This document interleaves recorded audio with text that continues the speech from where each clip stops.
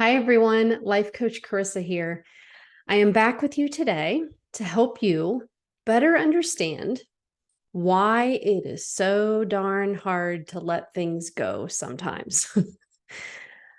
I have really been feeling a lot of emotion lately about a lot of different aspects in my life. And so I've really been diving into this concept of how past experiences and emotions are stored within our central nervous system. So I'm going to talk about this more today. And I want to assure you that you are absolutely not alone if this resonates with you, because I am going to be vulnerable and share a recent story from my own life experience that happened.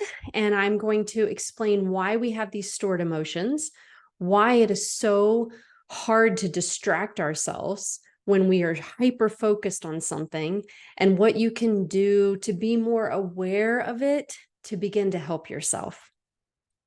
So I'll ask you, when was the last time you had something happen and you found yourself lying in bed that night, still thinking about it, perhaps overthinking about it, maybe feeling all the negative emotions come up about it?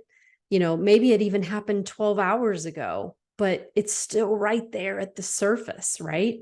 Can you think of a situation like this in your life? What was it? How did you react to it? What was happening in your brain and your body to keep you so focused on it? Did all the ruminating help? Or did it just exhaust you and you end up beating yourself up and for it, making yourself feel more tired, more stressed, and more stuck? I want you to know we are made this way by design. It is not our fault or anything that we've done wrong. We just aren't taught tools to help combat our human nature. When our brain interprets something as a negative or a threat or danger, it's going to keep that on standby to protect us. It actually stores it away for future reference in our central nervous system. It does this to protect you.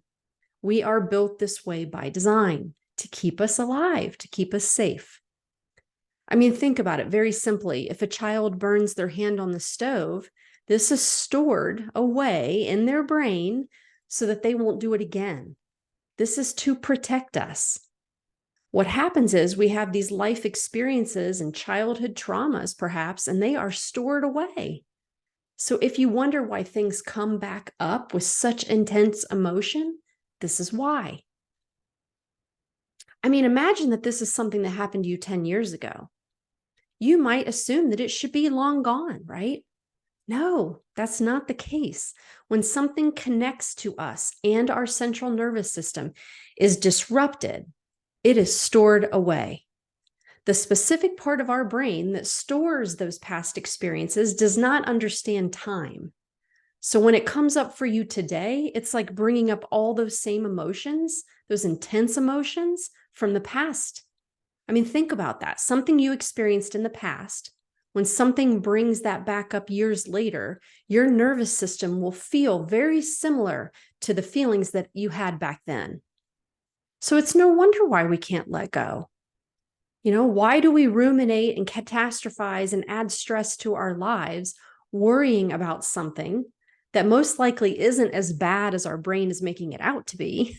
And even if it is, this use of our valuable energy does nothing for us to be able to think objectively, creatively, and to be able to see problem through the lens of possibility instead of through the lens of problematic,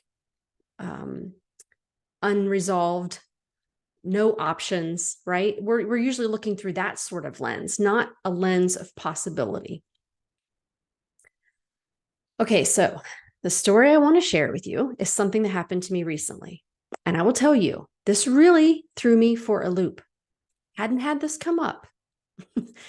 I was quite embarrassed and ashamed of how I actually showed up. Remember, I tell you this all the time. I have been working on these tools for years now, and sometimes things still get me. And that's when I realized this isn't about the end game. This is about learning these tools and evolving and being able to handle them better than I did before. I'm never going to reach this level of perfection, right? And I'm going to be very honest in this because we're all in this together and we can help each other by sharing our experiences and what we learn along the way. But I will tell you, I am so much better than I used to be at handling stressful situations that come up in my life and showing up in a better manner than when I was always on autopilot with my primitive brain. So, as you listen to my story, I want you to try to see if you've ever experienced anything like this in your life, because awareness is the first step in all this. So if you can relate to my story to something completely different, maybe that had happened in your life, that is a great thing. Okay, so here's what's happened to me. When our daughter was 5, her kindergarten teacher, thank goodness for her, advised us to have her eyes checked. She thought there could be something going on. She wasn't sure. We had no clue whatsoever. Kind of really caught me completely off guard. We couldn't visibly see anything. We hadn't had any signs of anything. We had no awareness that she was struggling in any way with her eyesight. So we made an appointment at the local eye doctor, and I was confident that everything was going to be okay. But what we found out and what we were told is that she had refractive amblyopia and was born with it, most likely. So basically, her left eye was essentially considered legally blind at this point. I mean, going back to that moment, it just makes me take a breath, right? So what I learned was the eye stops being recognized and your brain sort of forgets about it. It's caused by a focusing difference between the two eyes. So the brain will only see with the stronger eye, and as a consequence, the vision in the weaker eye never develops. So all this time, she had been doing everything with essentially one eye. I was in complete shock. I wondered, how did we not know? How could we have never noticed this? I mean, I know she was only 5, but I just thought we would know, right? When we throw a ball to her, or she throws a ball, or she runs, like I would have thought that we would have recognized it. And so what do mothers do? As a mother, we start trying to blame ourselves. And, because we're supposed to be superheroes and know everything about our kids, right? That's where I went next, right? Just beating myself up about not knowing. Well, ultimately, we were informed of our options. And I, of course, wanted a second opinion because I didn't want it to be true. I had in my mind that I'm going to have this perfect child that's going to have nothing wrong. So we decided to travel 1 hour to a university to get a second opinion. And the diagnosis was confirmed. And we were again given our options.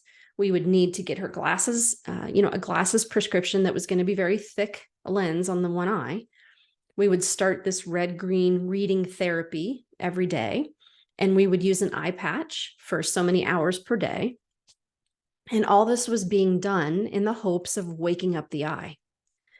We were also told right off the bat that getting her into contact lenses at the earliest opportunity was going to be the most helpful thing that we could do to make the most progress with improving her vision, because the faster you catch this and you start working on it, the better results you have with waking that eye up and getting it to retrain and relearn and remake the connection with the brain. So for the next several years, we would visit this university twice a year. And around age 7 or 8, the desire to get her into contact lenses became the focus. And I cannot tell you how traumatic it was for me to sit there and watch her cry and scream as 2 students and a doctor, who were being very kind, mind you, but they would sometimes attempt to all be working to get these contact lenses in her eye. And I would sit there and feel so helpless. And I was so upset each and every time. I dreaded going. I was trying to act calm for her, even though I don't think I probably was doing a very good job at it. And sometimes when I would leave, I would use this thing of like, it could always be worse. It could always be worse thought. I would use that against myself to like shame myself for feeling bad about the situation I was in with my daughter. So this went on for many years. Try again, cry, leave. Try again, cry, leave. I wanted those contact lenses in so badly to try and give her the best chance to awaken the eye and improve her vision. I didn't want her to ever struggle And since the brain loves to create stories, it was creating all sorts of stories about how she was going to struggle in her life. And I didn't want that for her. So at some point, we stopped going to the university and came back to our local eye doctor and explained that she was not in any place to entertain contact lenses. And the whole experience has been quite traumatic. And she really wants nothing to do with touching her eyes at this point. It would just have to be what it is. Do the best we can with glasses. They understood. And I remember the doctor saying that, she'll get along just fine, but things like pulling the car in the garage when she gets her license will probably be a challenge because she can't gauge depth and distance, and her depth perception is going to be off. And this is not what this controlling mom wanted to hear. But I had to ultimately accept it. I thought I did, right? I think I just pushed it away. Okay, now fast forward to this year. She begins to play soccer, and she didn't want to wear her glasses playing soccer. She started to notice that her vision's not great, right? She was trying out being goalie, not being able to see down the field, not a great matchup with, being a goalie and playing soccer and not being able to see. So she told me she would like to try contact lenses. This came out of the blue. She's 14 now. I didn't hesitate. I thought, sure, I'll make the appointment. And I really didn't think much of it until we were sitting in the room with the lady who was assisting us with training for the contact lenses. I was sitting in the corner, daughter's a little bit away from me, and I had this flood of emotion come up within my body. I felt panicked. I felt fear. I felt frustration. I wanted to run out of that room. And as my daughter sat there trying to get these contacts in, it just got stronger and stronger. I could feel it. And when it was taking a while and the lady decided to leave the room and let her work on it alone, she asked me to move closer, and the emotion just got that much stronger. And she told me, don't help her, but support her. And I could tell that my panicked energy was annoying my daughter. Like anything I would say would add to her frustration.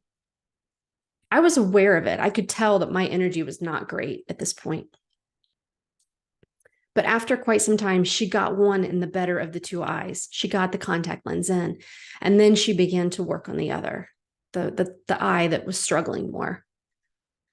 So a lot more time passed, and now I'm feeling stressed because I know we only have this room for so long, and we have been in here for quite a bit of time. And now I have this impatient energy coming up. And that's only going to help with the emotional, frustrated teenage girl, right? So finally, she gets the other eye in.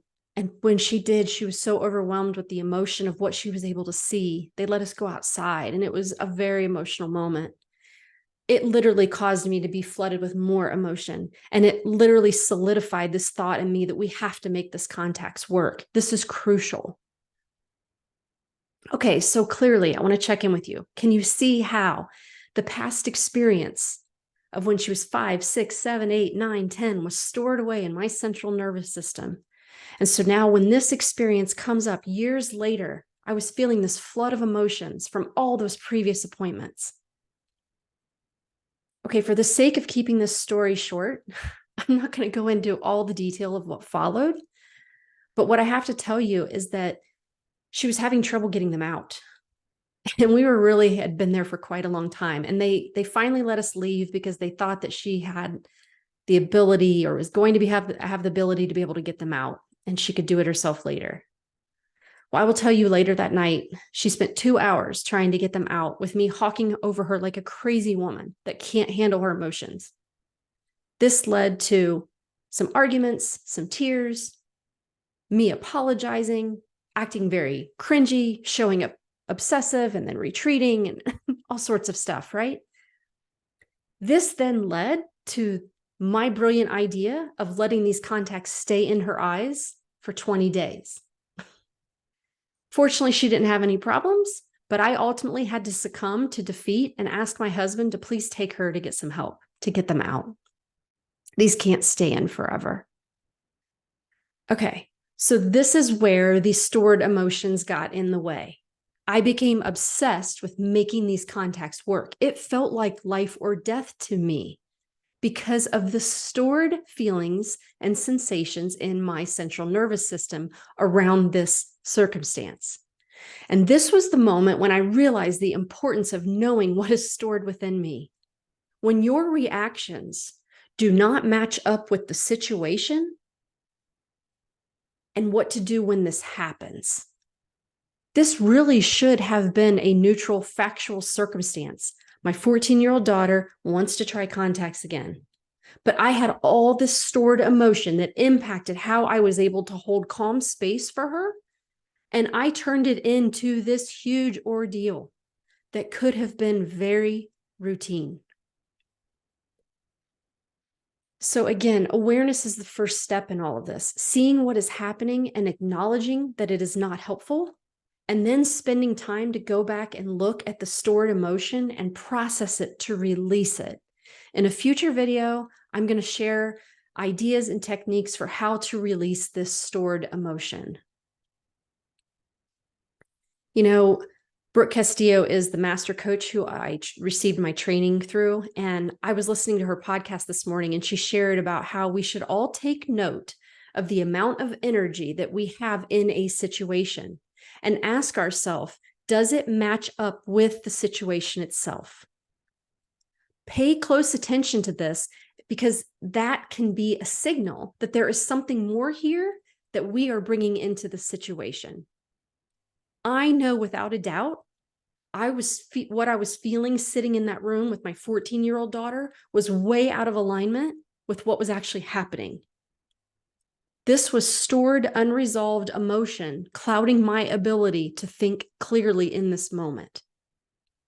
It was like I was sitting back in the room with the 5, 6, 7-year-old. So I want to ask you, can you think of a situation, anything, doesn't even have to be about parenting or with your kids, but something where you have stored emotion and you have more emotion than what the situation calls for? Can you think of stored emotions or unresolved trauma from childhood that you may be storing in your central nervous system, just waiting for it to present itself on a moment's notice? I want you to just spend some time thinking about that. Awareness is everything. Once you see it for what it is, you have the power to now choose how you want to respond. I had tucked this away. I didn't know that all this was lurking beneath the surface and was going to now impact my relationship with my 14-year-old daughter because mom can't handle her crap around contact lenses. All right, everyone. So that is what I have for you today. Thank you for listening and absorbing this information, my stories, and listening all the way through, and the ideas for how we can apply these lessons to our lives. This journey we are on is not a straight line. It is curvy with twists and turns and ups and downs. And if we add more tools to our emotional toolbox, we can feel lighter and more in control than we ever thought possible. Now, if you have an area of your life where you are struggling and this resonates with you, I am accepting new clients for my one-to-one coaching. You can easily send me a message by visiting my website at lifecoachingwithcarisa.com. I would be happy to chat with you free of charge for a discovery call to see if what I do can help you feel lighter, less stressed, and more in control, helping you handle the situations of this 50-50 life we are living. Thank you again for watching. Please click that like button if you enjoyed this video, and be sure to subscribe to my channel so you'll be the first to know when I have a new video released. All right, everyone. Thank you so much for listening and have a great day. I will see you next time.